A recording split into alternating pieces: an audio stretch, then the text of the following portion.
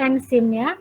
Ini bagian apoenzimnya, koenzim. Ini di sini, ini adalah bagian sisi aktif.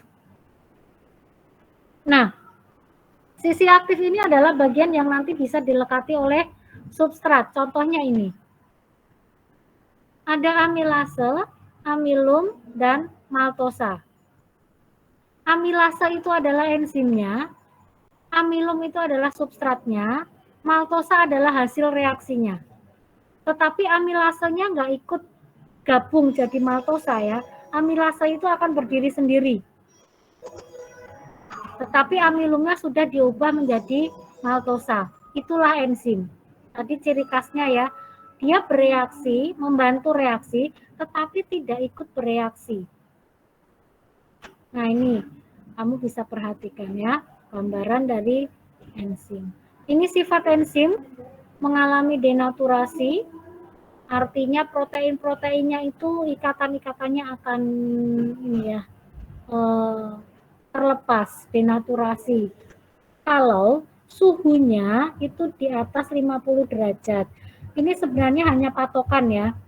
Karena setiap makhluk hidup itu punya suhu optimalnya masing-masing untuk bisa hidup. Contoh ketika kalian kelas 10 belajar mengenai bakteri ya, ada yang namanya bakteri yang hidupnya itu di sekitar kawah gunung berapi.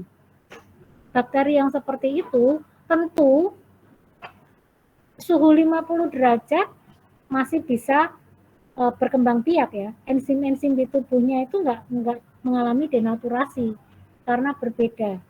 Tetapi kalau misalnya makhluk hidup, manusia aja ya, manusia itu di atas 37 itu sudah panas kan tubuhnya. Nah, di atas 40 nggak bisa diselamatkan. Enzimnya nggak bisa kerja dalam metabolisme. Kejang-kejang ya biasanya. Bisa menyebabkan kematian. Nah, itu gambarannya ya. Oke, kerjanya spesifik ya tadi. Kalau dia itu amilase, ya dia itu cuma bisa berikatan dengan substrat amilum. Amilase nggak bisa dengan maltosa. Hanya dengan amilum menghasilkan maltosa. Jadi dia spesifik. Dapat digunakan berulang kali karena setelah jadi maltosa misalnya ya tadi ada amilum, enzimnya amilase ketemu jadi maltosa. Amilasenya itu tetap nanti.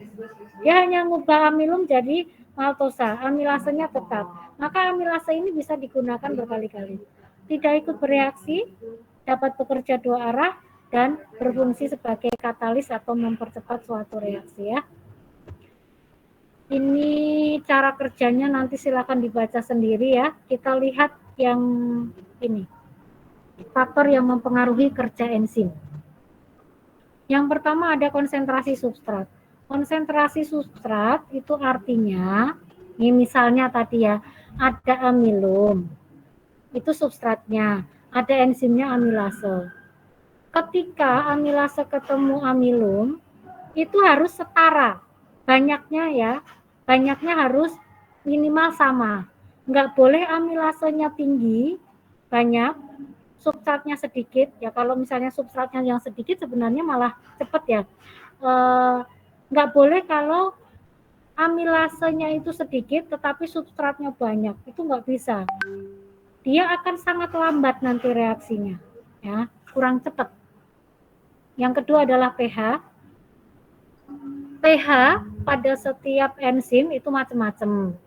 Ya, tetapi setiap enzim memang punya karakteristik ya. pH optimumnya itu sendiri-sendiri. Sama dengan temperatur.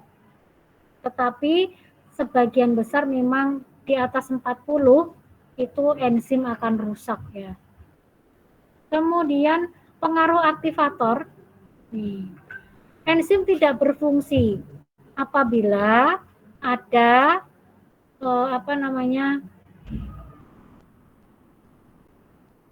pengganggunya ya, pengganggunya. Di sini kalau ada pengganggu, maka harus ada aktivator untuk menghalau pengganggu ya. Jadi pengaruh aktivator. Aktivator itu bisa mempercepat kerja enzim, menghalau pengganggu ya. Pengaruh inhibitor. Kamu cek di sini. Nah, ini inhibitor. Ini adalah gambar inhibitor kompetitif, satunya non kompetitif. Ini sisi aktif enzim ya harusnya di sini. Tetapi harusnya substrat itu bisa ke sini, tetapi karena ada inhibitor, maka substratnya nggak bisa nempel, terganggu. Ini juga sama. Kalau ini kompetitif, dia nempel di sisi aktif.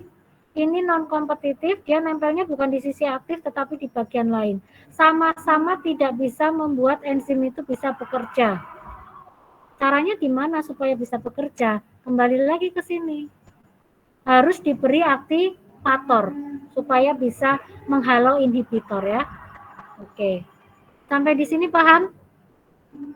Paham ya? Oke, sekarang lanjut sedikit lagi ya. Baik, ini cukup untuk enzim ya. Sekarang Ibu mau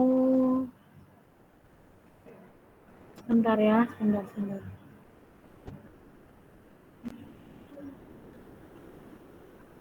Kita ketemu lagi itu hari Rabu ya. Harapannya hari Rabu kalian semua sudah bisa masuk. Kita hari Rabu akan melakukan praktikum. Karena kita itu sudah belajar tentang enzim, maka nanti Rabu kita praktikum tentang enzim ya. Nih, silakan perhatikan. Sudah kelihatan? Sudah. Kita akan praktek mengenai uji enzim katalase. Kelas 11, kamu sudah belajar mengenai ini ya, peroksisom. Masih ingat peroksisom? Peroksisom itu salah satu organel sel yang di dalamnya itu banyak mengandung enzim katalase. Nah, kita nanti akan melihat apakah enzim katalase itu ketika diperlakukan